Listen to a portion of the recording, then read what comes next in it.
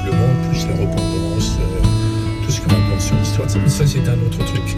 Donc, moi, je voudrais ajouter que la censure dont il a été question, à juste titre, elle est le fait des petits groupes minuscules qui, sur les campus américains, ils ont exploité leur névrose sur le territoire français, à partir de points de vue qui, à l'origine, étaient justifiés de la part des femmes LGBT, indigènes et compagnie.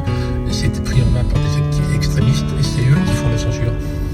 C'est eux qui empêchent Elisabeth Badinter, s'il y en a des uns qui parlaient. C'est pas l'État qui fait la censure. Donc il n'y a pas de censure des idées. C'est des histoires de comportement. Et enfin, encore deux choses. Pour ceux qui trouvent les mesures allégées trop fermes, je rappelle qu'après la loi de 1905, tout le monde s'attache à ça comme à un radeau. On a envoyé l'armée pour expulser les congrégations.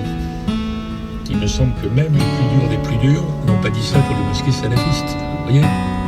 Bon voilà, donc Lévi-Strauss qui a été cité par Daniel, et je me réjouissais, il a cessé d'être invité dans les radios-télé quand il a commencé à dire à la fin de sa vie qu'il avait défendu le droit des, comment il s'appelait, des bobos, c'est ça ? De défendre leur civilisation. Il disait la civilisation occidentale aussi a le droit de se défendre. Alors là, les gens disent c'est peut-être il y a plus rien qu'on n'invite plus. Mais Lévi-Strauss, c'est quand même plus vaste que les polémiques actuelles. Eh bien, on va terminer cette première partie avec Lévi-Strauss. On va maintenant revenir sur les deux autres grands dossiers de la semaine. La deuxième vague du Covid qui monte en puissance et la dernière ligne droite de la campagne présidentielle américaine. Dans les deux cas, le monde entier retient son souffle.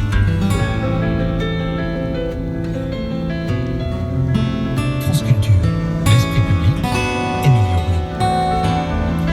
C'est un peu comme une vague qu'on regarde arriver de loin et qui grossit inexorablement tandis qu'elle se rapproche du rivage. Jeudi soir, en écoutant le Premier ministre, on comprenait bien qu'il préparait les esprits à des lendemains difficiles. 38 nouveaux départements sont passés depuis vendredi soir sous couvre-feu, soit 46 millions de Français de plus. Mais les chiffres records de nouvelles contaminations ces derniers jours font déjà redouter de nouvelles privations de liberté. Si nous ne réussissons pas collectivement à juguler l'épidémie, nous ferons face à une situation dramatique et nous devrons envisager des mesures beaucoup plus dures. Il est encore temps de l'éviter, mais il ne nous reste plus beaucoup de temps, a ainsi averti Sibylin, le chef du gouvernement. On a aussi entendu le patron de la PHP, Martin Hirsch, expliquer à la radio que la seconde vague pourrait être, je cite, pire que la première. Hantise de voir revenir le mot tant redouté de confinement, lequel pourrait bien avoir d'autres modalités que celui du printemps dernier, avec école maintenue ouverte, télétravail obligatoire, sauf pour les professions ne pouvant se pratiquer ailleurs que sur site.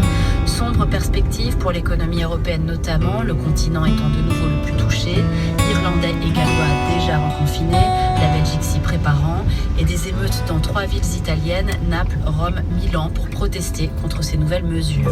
Le virus récalcitrant, qui fut également l'acteur principal du dernier débat télévisé Trump-Biden jeudi soir, avec micro coupé après chaque intervention, pour obliger les impétrants à s'écouter cette fois sans s'interrompre et s'invectiver, un débat davantage tenu, mais sans surprise, chacun dans son rôle, de quoi figer encore un peu plus un pays coupé en deux, dont le comportement électoral intéresse le monde entier, monde en suspens, tenu en haleine, à la fois par un virus et par un scrutin, monde ressemblant plus que jamais à une équation avec beaucoup trop d'inconnus.